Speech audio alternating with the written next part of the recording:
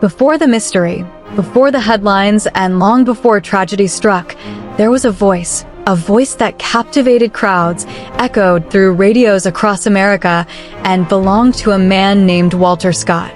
This is the story you haven't heard. The untold rise of an R&B star who was once on the verge of greatness. Walter Scott was born Walter Simon Nothius Jr. in 1943 in St. Louis, Missouri. He grew up in a blue-collar neighborhood surrounded by the rhythm of city life. It was the 1950s, an era when St. Louis pulsed with music. Blues, gospel, soul, and rock and roll all mingled in the streets and clubs. And in the middle of that vibrant cultural movement was a young man discovering he had a voice that could turn heads. Walter wasn't just a kid with dreams, he had raw talent. He stood out among his peers with a smooth yet commanding baritone that carried weight, emotion, and soul. People listened when he sang, not because he demanded attention, but because his voice simply deserved it. As he entered his late teens and early 20s, Walter's passion for music only intensified.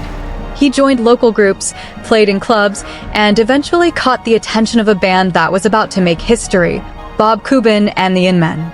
This wasn't your average garage band. Bob Kuban had put together a tight, energetic ensemble with horns, rhythm, and a goal to blend soul and pop in a way that could cross musical boundaries. They weren't just playing covers, they were crafting something fresh. And Walter, with his soulful voice and clean-cut image, was the perfect frontman. In 1966, the group recorded a song that would define their careers and become a national sensation, The Cheater. The track was everything a mid-60s hit needed, catchy, upbeat, and full of energy. But it was Walter's vocal performance that elevated it to something unforgettable. With a sly delivery and emotional depth, he brought the lyrics to life. Look out for the cheater. He's gonna break your heart.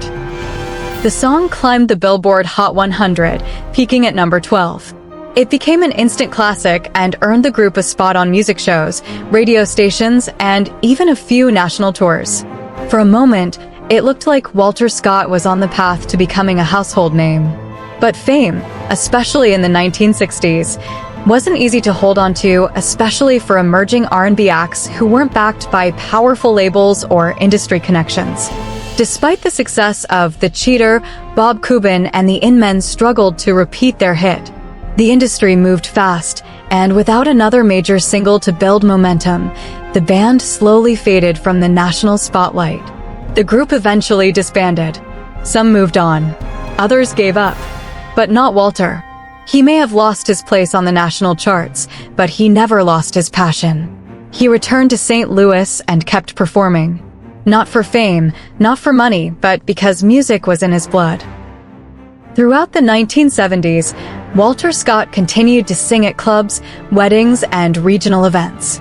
He performed solo and with various groups, keeping the spirit of soul and R&B alive in his hometown. And those who saw him during these years say he never lost his magic. Even if he wasn't on TV anymore, Walter commanded every stage he stood on. His voice had matured richer, deeper, filled with the kind of emotion that only life experience can bring. He was a true entertainer. People came for the nostalgia of The Cheater, but stayed for the way Walter could make any song feel personal. Whether it was a Motown cover, a gospel standard, or something original, he gave it his all. Friends and fans alike described him as humble, grounded, and deeply passionate about his craft. He never bragged about his hit song. He never acted like a star. He just showed up, gave 100%, and made people feel something. In many ways, Walter represented a kind of working-class musical hero. The kind who doesn't chase the spotlight but deserves it. He also devoted himself to family. He married, raised children, and built a life that many would consider quiet and meaningful.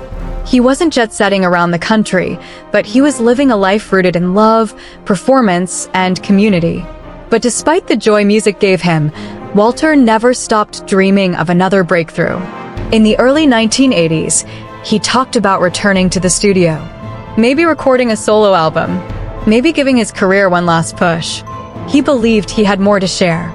And the truth is he did. He had a powerful voice, a loyal fan base, and decades of experience. He wasn't a one-hit wonder. He was a man whose talent hadn't been fully discovered. But just as Walter began plotting his next move, fate took a dark and unexpected turn. In 1983, he disappeared. For years, that story would dominate every conversation about Walter Scott. But before the darkness, before the betrayal and the headlines, we must remember that there was light. There was triumph. There was music. Walter Scott's rise wasn't like that of a superstar. It was the rise of a man who loved what he did, who worked tirelessly for his art, who touched the lives of thousands even if the world never fully saw his worth. He wasn't driven by fame. He was driven by feeling. And if you ever heard him sing live, you'd know it wasn't just a performance. It was a connection. People like Walter are the soul of American music. They don't always get the magazine covers or the platinum plaques, but they're the ones who build the foundation, who keep the genre alive, who remind us that sometimes the most powerful voices are the ones history nearly forgets. Today, when we hear The Cheater on an oldies station or in a retro playlist, we hear more than just a catchy hook. We hear Walter Scott's spirit, his journey, his dream. And while the world remembers the tragedy that ended his life, we owe it to him and to music itself to also remember how it began. With heart, with hustle, and with one of the most unforgettable voices R&B has ever known. This was the rise of Walter Scott,